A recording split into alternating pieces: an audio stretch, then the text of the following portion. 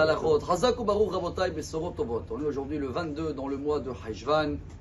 On est aujourd'hui 30 jours après ce événement, ce massacre, si on peut dire, qu'on a vécu le 7 octobre. Et toujours, si vous remarquez bien, quand on vit les parachas et on essaye de comprendre que c'est la même histoire, que Abraham devait faire le sacrifice de son fils. Combien des mamans, je parle aujourd'hui, savent que leur fils, il est à l'armée et qu'avant d'aller là-bas, ils savent que peut-être pas tout le monde va retourner. Ils sont prêts à sacrifier. Et même les mamans, ils les envoient. Et imaginez-vous Abraham dans la même paracha aussi, qu'après qu'il termine cette mission, qui devait être sûrement heureux quand il retourne avec son fils. Et là, il arrive et il voit, première montée dans la paracha, que sa femme est décédée, Sarah. Ça aussi, le Satan, regardez le Midrash, comment il vient dire à Abraham, tu vois, même si tu as presque fait la Hakeda, tu étais au top, à quoi ça sert? Et Abraham, vaïa comme Abraham, il n'a pas laissé.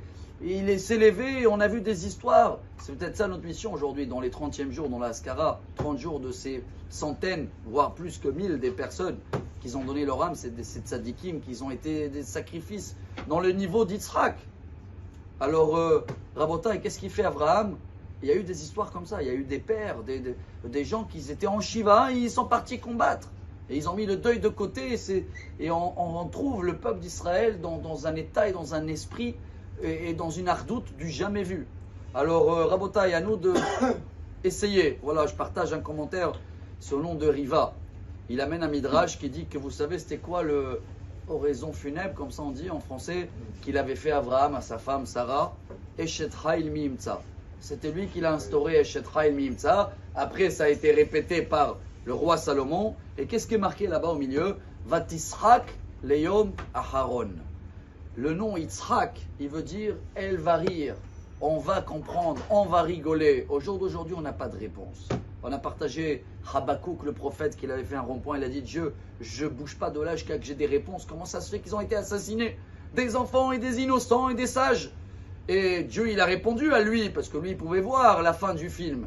Il a pu comprendre, non, on ne peut pas voir ni la fin du film, et ni on connaît le début du film. Mais ce qu'on connaît, qu'on a chez Traï, c'est marqué Vatisrak Leom Aharon. Quand ça va arriver, ces journées de Mashiach qu'on attend en espérant aujourd'hui, là on va rigoler, là on va comprendre. Pour l'instant, on doit être fiers de notre peuple. On doit continuer à donner de la force à nos soldats, chacun de sa manière, en priant, en partageant, en études, en tzedaka, en chesed, tzniut, kashrut, shabbat. Oula, il y a tellement de choses dans la liste de quoi chacun qui se renforce, ça influence beaucoup Rabotai. Chacun peut prendre un nom d'un soldat, prier pour lui et de prendre beaucoup de force Rabotai de cette histoire d'Akeda et de demander à Dieu aujourd'hui, 30 jours après cette grande Akeda qu'on avait fait, qu'on ne va plus avoir des Akedot dans le peuple juif et qu'on va avoir cette bénédiction que Dieu il a béni Abraham juste après la Akeda. Ta descendance seront comme des étoiles, je ne vais pas dire des stars en anglais, mais même si de loin tu as l'impression que c'est une petite lumière, c'est énorme. Chaque âme, chaque soldat, chaque personne, même des petites actions, la lumière peut être énorme et les conséquences peuvent être, si Dieu veut, des conséquences de joie et des miracles et des bonnes nouvelles. Excellente journée. Amar Rabbi Elazar.